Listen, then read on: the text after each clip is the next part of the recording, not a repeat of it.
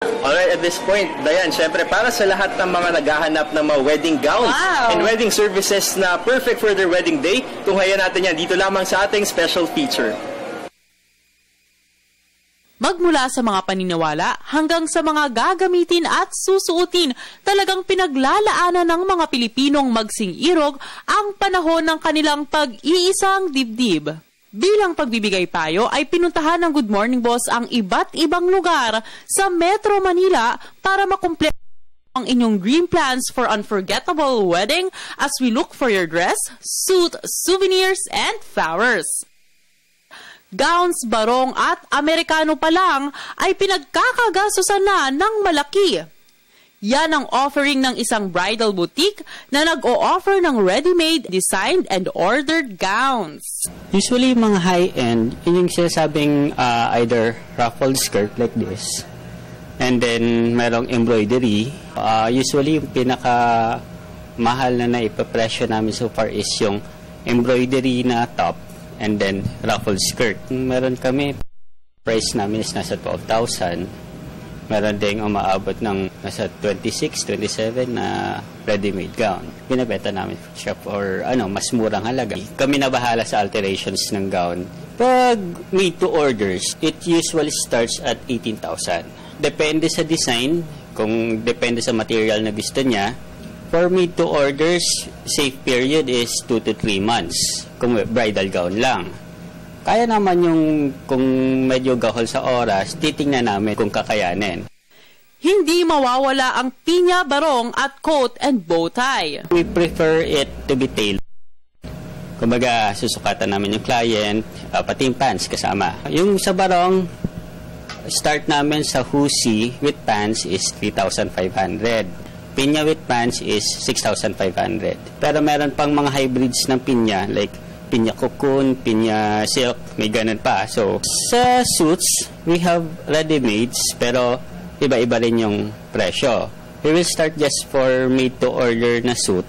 6,500 yung 4 sets. Para sa mga gusto namang makatipid, pwedeng-pwede ang budget rental offering ng isang butik na ito sa Cainta.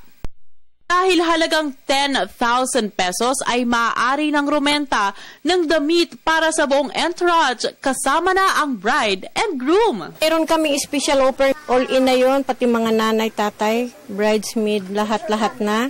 Tapos rent lang yun. Tapos meron din kaming bili, mura lang naman ang mga presyo namin. Hindi naman kamahalan eh.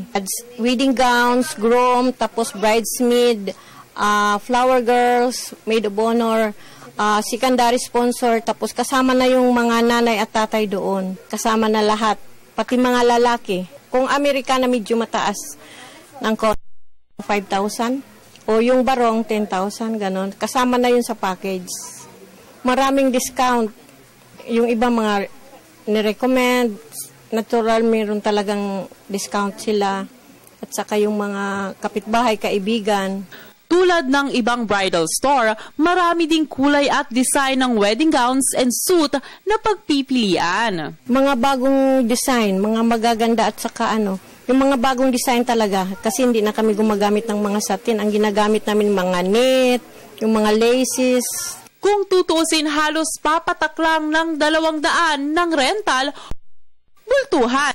Basta't makakapag-down payment ilang araw bago ang kasal at maibalik ng maayos ang nirentahang damit. May reservation sila, kahit konti lang, pwede na. Basta mag-deposit lang silang konti para pagkuha nila, saka na sila magbayad ng buo.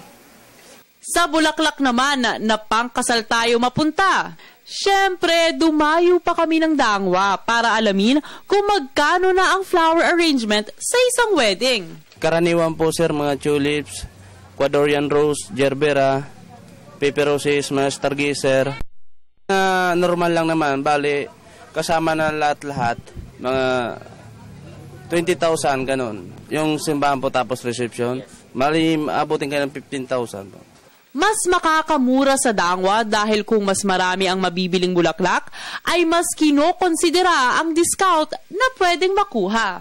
Sa dami ng kailangan sa isang kasalan, talaga nga namang gagastos. Hindi ito nasusukat sa rangya at tema. Ang mahalaga ay ang tamang diskarte at ang tunay na pag-ibig na siyang dahilan ng kasiyahang dapat tamuhin ng mag-asawa sa kanilang pagsasama.